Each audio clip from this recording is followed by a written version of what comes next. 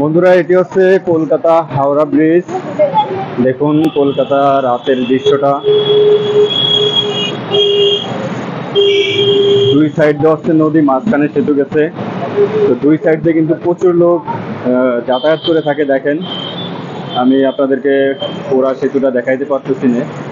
যদি এটা হচ্ছে রাতের দৃশ্য, দিনের বেলাটা আসলে ভালো হতো। দিনের বেলা আমরা আসার সুযোগ পাইনি, দিনে কিন্তু অনেক রোদ ছিল।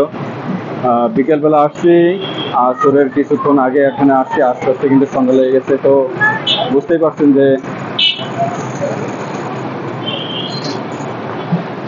পারছেন যে কি অবস্থা। কলকাতা কিন্তু অনেক জনবহুল একটা জায়গা কলকাতা। এখানে অনেক লোক বসবাস করে। আর এটা হচ্ছে আপনার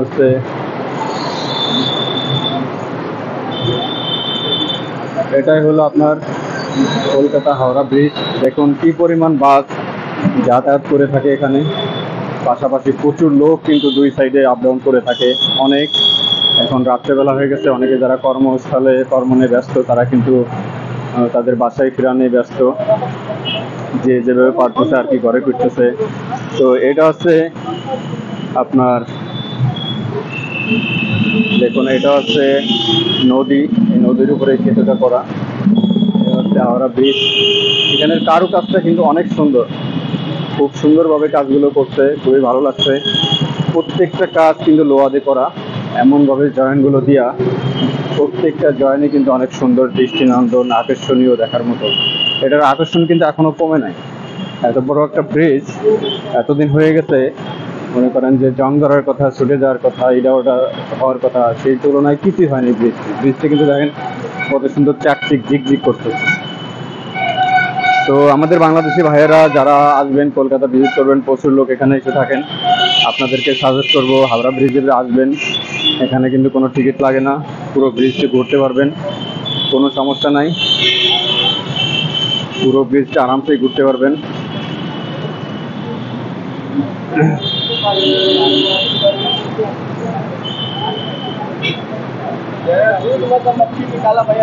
দেখুন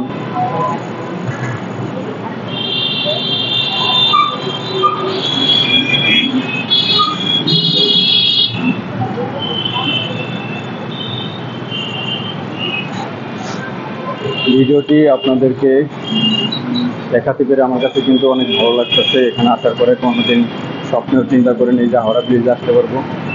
তো খুবই ভালো লাগলো এখানে আসার পরে।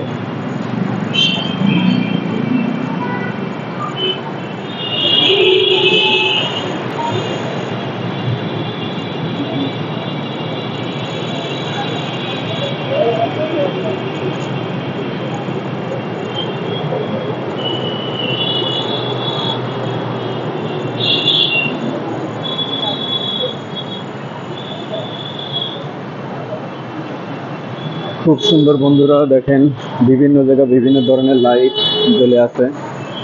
কোনো জায়গা ব্লু, কোনো জায়গা রেড, কোনো জায়গায় ইয়েলো। খুব সুন্দর সুন্দর লাইট জ্বলে আছে।